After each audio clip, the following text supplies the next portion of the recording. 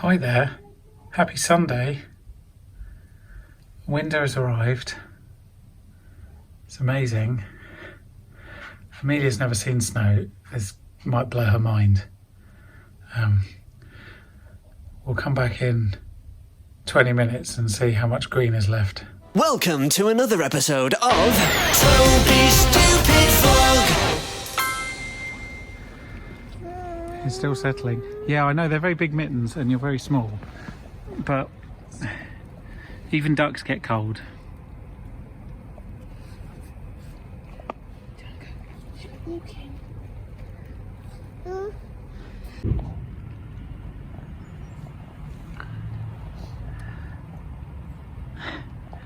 What do you think? She's a little bit uncertain, but kind of curious about why everything's white. Why is everything white, Bubba? Any ideas?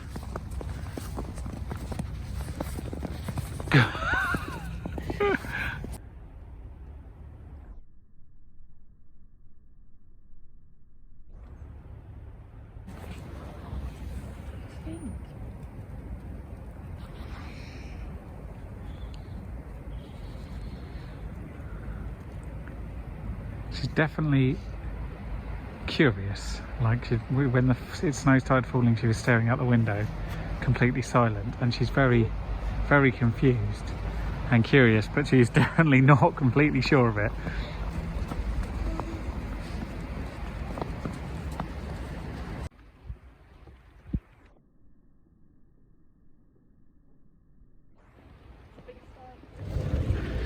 Good afternoon from Richmond Park, which looks like the scene of some sort of snow massacre. It's just the remnants of 1,000 snowmen slowly dying. It's quite brutal. Yesterday's snow day was really good fun, and it was about the only time we got out of the weekend. But it was lovely, and it was perfect weather really for snow, and Amelia was totally and utterly bewildered for a good 45 minutes until she realised that she could just run through it. Wasn't keen on holding it, it was a bit cold, but you know, she's never seen it before, so not a bad start. And today is a beautiful day. There has not been a cloud since sunrise, and we've come for an afternoon walk to do some walking really, because it's going to be wet for the next few days, which isn't fun. But there's lots of things I'm going to try and get done whilst Amelia's at nursery in the next few days. A bit more parental IT support now that I've got my brain back. Got to go and do some shopping. Got to have some meetings about some work. It's all very exciting stuff. But hopefully it's enough period where it's dry enough that I can go for a bit of a stroll. I've had this weird neck pain, as I think I mentioned before, for the last nearly 2 weeks, and it's been at times agonising. Today it feels finally like it's almost gone, and it's such a relief, and you can get back to actually, you know, not just consciously medicating all the time, but actually doing something more constructive. January has been a bit quiet work-wise, and I'm not overly concerned if I'm honest, but I think a lot of people's plans before Christmas were that January would be some sort of return to normalcy, and because that hasn't happened, they've been completely screwed over, and a lot of people haven't really got their shit together when it comes to working out what they want to do. So I rely on other people's businesses to a certain extent, and I haven't really had much to do. But it's being a freelancer, you have good months, you have bad months, it all just adds up. So you just got to take the rough with the smooth. And as my friend Vino so eloquently put it sometimes, the thing about money is sometimes you have it and sometimes you don't. Oh, how I love a Tuesday. I never really get anything constructive done, but it's the ability to have a few hours to yourself where you don't feel obliged to do anything constructive and you can just relax for a little bit. Which is something I'm very fortunate to be able to do, because I don't have work right at this moment, and it's such a stress relief. It's fantastic. I really feel sorry for anyone who's got kids at home and is trying to do a job at the same time, because it's not possible to do both of them excellently. You can get by, of course, but you can't possibly do two things at the same time that require quite a lot of energy. Multitasking is the ability to do a little bit of something and then swap and do a little bit of something else. But what that ultimately means is you do less of both things. So, yes, I feel for you. And I feel very lucky that we still have nurseries that are open. And I'm not holding my breath because honestly they could close at any moment. I'm just trying to make the most of it. The weather is terrible today. Yesterday it was so lovely. I went for a really nice walk with Amelia, but it's also very nice to go for a walk and not push chair around. So, you know, they say a change is as good as a rest, and it totally is. Good morning, happy Wednesday. I'm going for a walk, obviously, because one, you can see that, and two, it's what I always do. And I am sticking to my old adage of, if in doubt, go out. So if you're getting a bit stir crazy indoors, you're a bit bored, or things aren't quite working, just go for a walk. It is the solution to all life's problems. It's it's like taking a paracetamol for everything. You see what I mean? So on some things it's very effective, on other things not so much, but it's better than nothing. Anyway, I think I should start today by saying, or prefixing the next statement with, obviously the UK government has handled COVID worse than pretty much any other government, and there are thousands of people, possibly tens of thousands of people who have died who didn't need to if government policy had been more proactive rather than reactive. And with that said, it is good to see that we are coming down the other side of the curve of infections. Currently, we are 3.5 weeks into lockdown 3.5, and it's starting to take effect. Now, I hope I'm not cursing anything by saying this, but the worst thing the government could do now is relax lockdown. Really, what we need to get the rates, like this, if you're led by the science, you should look at the numbers. You want to get the infection rates down to less than 1,000 people getting infected a day. And that might seem ridiculous when we're currently at 40,000. But that's, when you're at that rate, you've got a bit of time to make decisions and get your vaccinations up to speed. The last 2 days, the government has dramatically failed to deliver the volume of vaccinations that it needs to. It needs to be going around 500,000 a day. It was getting very close to that, and then on Sunday and Monday it dropped by half, more than half. So, I mean, I'm not surprised this government's failing us. It's filled with absolute idiots of the highest order, people who are so obsessed with an ideology that facts don't really matter. But it is still disappointing. So I'm going to go to Q and try and forget about it. Whilst we're on the subject of government incompetence, which is frankly the only subject that we're ever on, you'll note in the press of late there have been companies that are folding, companies that can no longer export to Europe because the agreement that we came up with is so flimsy and light that it doesn't actually provide exemptions for cheesemakers, for example, which is quite a large British business. It doesn't provide for visas for musicians. The arts is one of the single largest sectors in the United Kingdom. And there are countless other examples where people can't even, for example, export to Northern Ireland anymore, despite the fact that it's technically the same country, because the government has brilliantly put a customs barrier in the middle of the United Kingdom. So you're going to read lots of these stories in the years to come. There'll be a push probably towards rejoining the single market. Whether or not we rejoin the EU is kind of by the by, but the real issue is more about single market, access to and free trade. So that's going to be boiling up for years and years. What I suggest is, rather than me just saying told you so now, every time you see a story where British business is suffering because of this idiotic, purely political decision, just think, told you so, Toby said told you so. And then it saves me having to do it. So I did tell you so, and it's happening. So there we go. For the avoidance of doubt, this is not about me gloating and saying, aren't I a genius for having worked this out. This is really fucking obvious. Everybody knew this would happen, including the people that told you it wouldn't. They just lied. Just let that sink in for a while.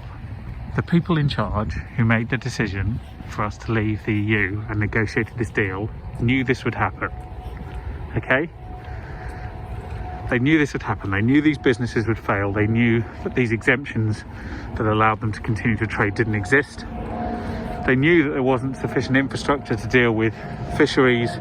They knew there was no visas for travelling artists. They knew there would be a customs border in the middle of the United Kingdom, and that would cause internal trade friction, which would suffer, which would cause lots of more businesses to suffer. They knew all of these things, and they did it anyway. So what can you draw from that conclusion, except that they believe that these casualties, these businesses that go to the wall, the people that lose their jobs, are all acceptable.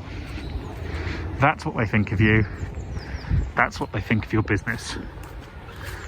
Think about that next time you have to vote. So let's think about happy things. Here's the things that I am looking forward to in 2021. These are all things that will happen. First of all, spring. Spring will happen.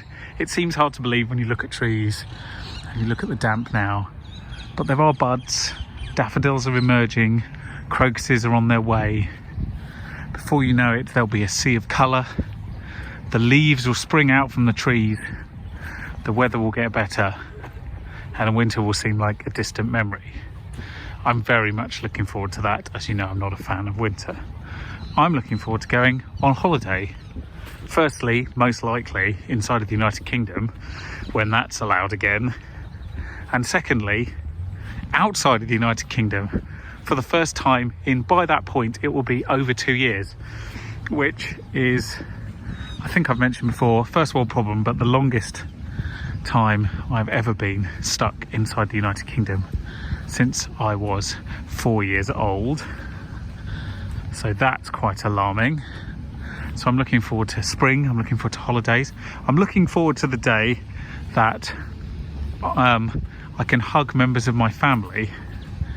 I'm looking forward to the day that they can hug Amelia and that they can look after Amelia and let me and Crystal go out. These are all going to be very, very special days, and they're all coming, and they're all coming this year. I'm looking forward to getting both of my COVID shots. Might not be till autumn, but I'm looking forward to it nonetheless. I'm hoping it's before then, if I'm honest. I'm looking forward to my parents receiving their second jab. My mum has her first one on Saturday, and my dad's already had his first jab, but they've been delaying the second ones, as you've probably read about. I'm looking forward to thinking that at least they've got their life back and they can start enjoying it again. I am looking forward to filming an award show, or in fact filming anything, but just like something simple and monotonous like filming an award show. I'm looking forward to being in a hotel lobby, filming people coming in to pay a lot for sitting down, having a meal, getting drunk and watching one of 5 stand-up comedians host an award show. It's just a simple pleasure and I can't wait. I'm looking forward to travelling for work again. Now, that might happen this year. It's going to be a bit tight, I would suggest, but I'm looking forward to it. It's going to be great. I'm looking forward to showing Amelia some more of her history, visiting Germany and explaining what it is to be a German citizen. And that's especially poignant today because today is Holocaust Memorial Day, 27th of January. And to understand why it has taken so long for our family to have German citizenship, you have to understand the horrors of the Holocaust and the members of my family that were lost, and the reparations that the German government has attempted to make in the last 25 or 30 years. There is no greater defender of the memory of Holocaust than the German government, which is great and right, but also kind of remarkable. So that's a conversation I'll get to have with Amelia at some point. And I'm looking forward to her embracing her German side, because at the moment, she really doesn't understand what that is. I mean, she's never left the country, and she's not even aware that there are other countries, as far as I can tell. Me telling her doesn't do anything. So anyway, those are all things I'm looking forward to in 2021. I don't know if you can see under that tree, the snowdrops are out. Not massively remarkable, but this is remarkable. You know what I was talking about? Spring flowers come in and all that shenanigans. Look, some of the daffodils have started making an appearance already. It's fantastic. It's a bit bloody early, if I'm honest, but still, they're nice to see. Good afternoon, it's Thursday. It's supposed to be terrible weather today, but as you can see, that hasn't happened. So excellent, because this morning I have done a food shop for my parents and dropped that off, and then I did some remote IT support, which involves sitting in the car outside their house using their Wi-Fi network to sort out computer issues. They got very good Wi-Fi. It stretches to the road and it's perfectly usable. It's kind of weird though, doing remote IT support. I can do it even more remotely now that I've installed some remote desktop things, but it's easier than trying to have a phone conversation about IT, which, I mean, that is just the worst. Anyway, come for a bit of a walk, make the most of this sunshine before I have a meeting at 4 o'clock this afternoon. It's amazing, just a bit of sunshine and the fact that today's just a little bit warmer, no chill in the air. Wow, does it affect my mood. I am so relaxed. I live in the wrong climate, definitely. I've often said I should live somewhere substantially warmer, much closer to the Mediterranean probably. And I don't know if I mentioned this before, but I used to work with a good friend of mine, Rick Simmons, and Rick hated the heat. He hated hot days where the windows were open. He really didn't like it, and I hate the cold. And so we'd come up with this idea that we should basically get jobs on the opposite side of the planet from one another and do a job share, so that he always worked in the winter and I always worked in the summer, just swapping hemispheres every 6 months. It's a solid plan. I'm still up for it. Families are complex things, and trying to work out how to get them on a plane every 6 months could be challenging, but what's life without some challenges? On a more serious note, I could just move to a country nearby that is nice and sunny.